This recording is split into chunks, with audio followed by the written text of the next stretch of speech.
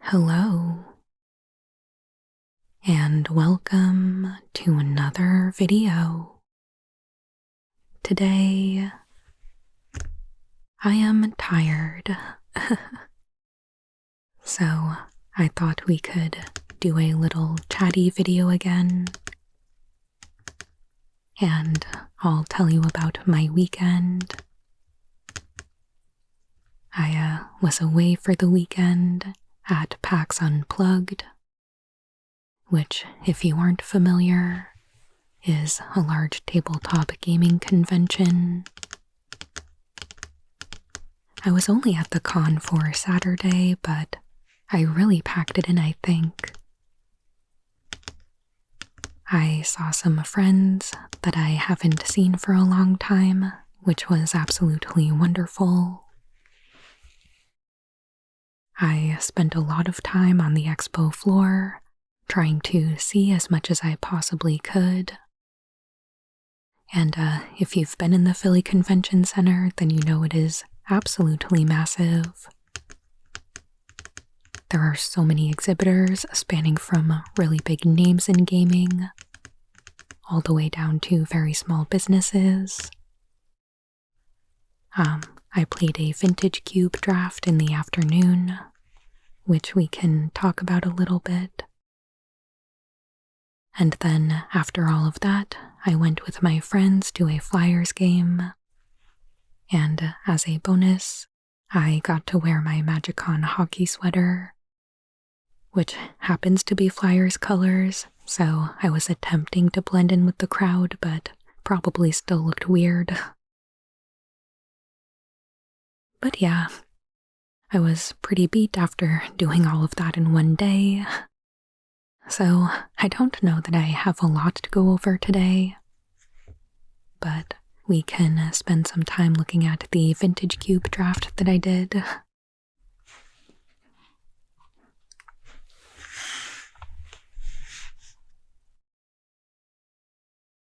Alright.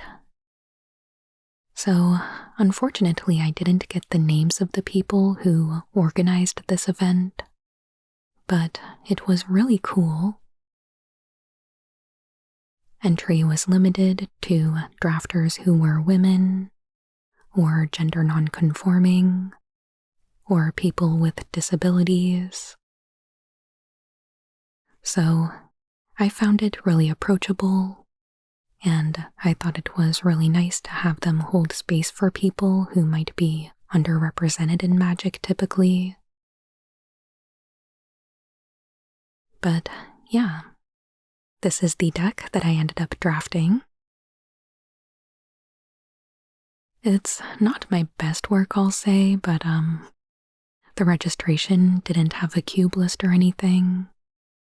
It just said it would be a vintage cube, which could kind of mean anything. But I assumed it would probably be something similar to the vintage cube on Moto or something like that, which I think it was.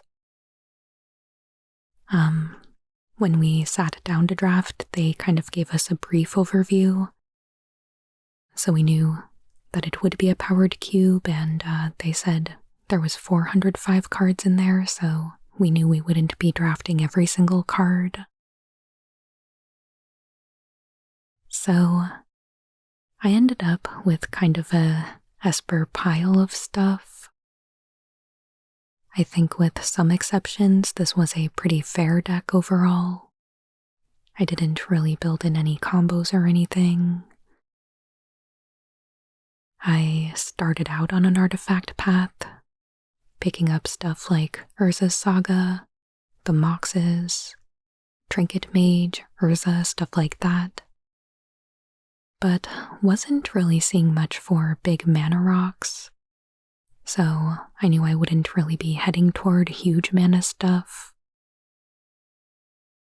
Though I had speculated some picks on Mirror Battlesphere and Worm Coil Engine, but I ended up abandoning those. I pivoted toward Planeswalkers, picking up Ashiok and Teferi back to back. And from there I was just kind of grabbing whatever I thought looked good, like the Sheldred, stuff like Lorn of the Third Path, Palace Jailer, Bribery, stuff like that. And just kind of did my best with what I had. To be honest, I really wasn't feeling confident at all after building. Didn't really feel like I had a complete cohesive plan that really came together for me. But I ended up winning my first 2 rounds 2-0, and then was defeated in the final round by a very fast Jeskai deck. So I was actually kind of surprised with how I did.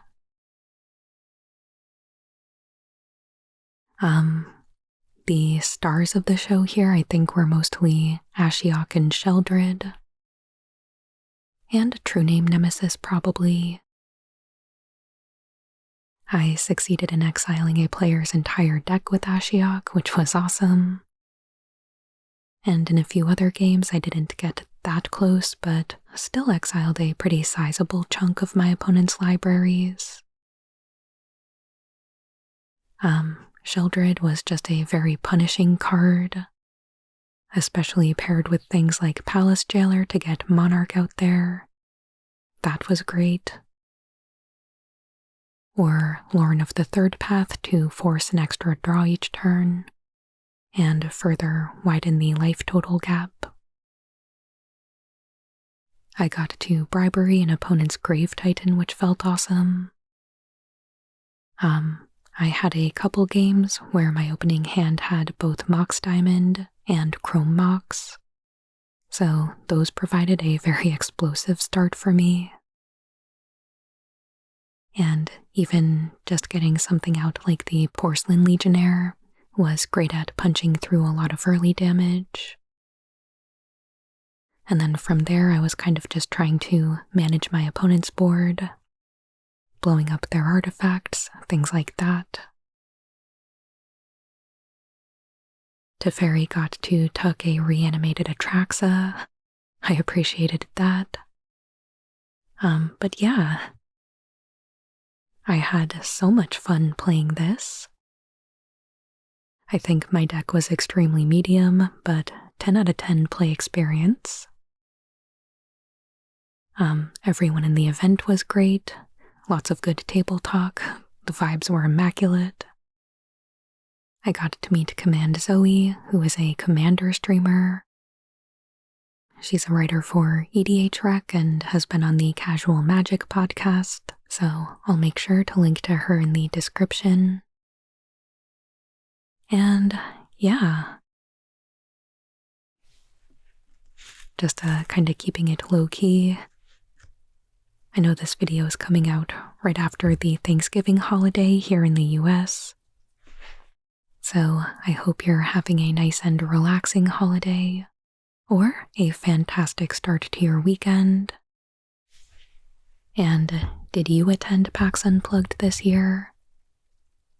I would love to hear about what you did if you were there. Did you pick up any fun stuff? The only thing that I came home with was this Force of Negation, which my friend very generously gave to me. And that is going straight into my Plagon deck, so I am very excited about that. But anyway, if you enjoyed this video, make sure you hit that like button, and please consider subscribing if you haven't already. I put out new Magic the Gathering ASMR videos every Monday and Friday. I truly appreciate all of your support, and I hope you have a wonderful day.